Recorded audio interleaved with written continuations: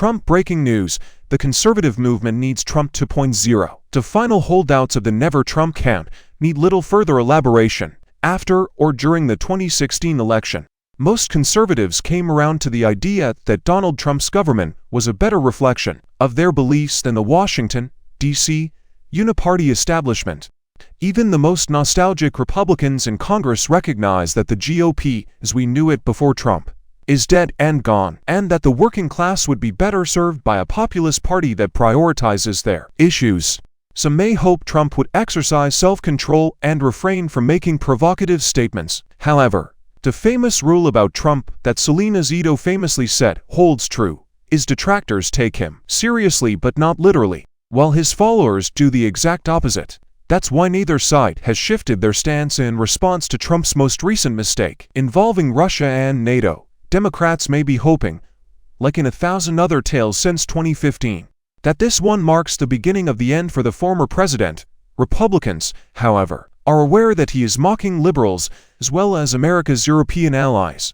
His administration's stance on Russia and efforts to increase NATO countries to fend spending have given them confidence that he will not cede control of the continent to Putin. However, there are those who hold the belief that a second term for Trump would be even more chaotic than his first, and that this would be disastrous for conservatism, democracy, and all that they hold dear. They're obviously mistaken on that point.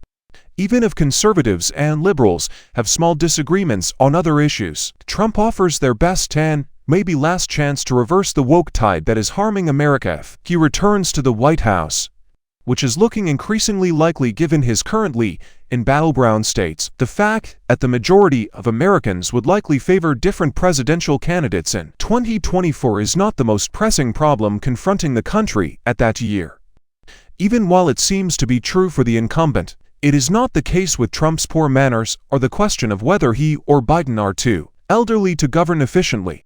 It's about whether the incoming administration will carry on Biden's efforts to integrate the woke catechism of diversity, equity, and inclusion day into all aspects of society and government, or if it will intensify racial tensions even further. The left's fixation on critical race theory, intersectionality, and harmful concepts like white privilege is a front in their crusade against Western civilization, which seeks to dismantle conservatives' venerated principles and American history, because it has also given the green light for a fresh wave of anti-Semitism following the Israeli-Hamas massacres on October 7. Jews are always the first to complain about everything that's wrong with the system. This is more important than ever.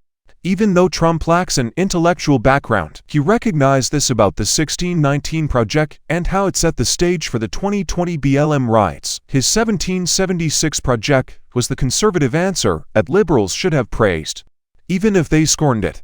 He has the power to revoke Biden's executive orders that mandated day plans for all government agencies and departments and appointed woke commissars to oversee their implementation. Lawsuits that threaten to debunk the day orthodoxy that has swept academics and the business sector could move more quickly under Republican-led DOJ. Additionally, conservatives can anticipate that the Trump administration will be hell-bent on reversing the humanitarian catastrophe that Biden's border policies have wrought in border states and the deep blue metropolitan enclaves where so many undocumented immigrants have sought refuge. What Republicans have failed to achieve in previous GOP administrations is to protect borders and the rule of law from corporate interests. Trump will have a different experience. The fact that working-class Americans now identify with the Republican Party rather than the Democrats should give conservatives hope that the incoming GOP administration will protect their principles and economic interests, and Trump certainly wouldn't be an isolationist.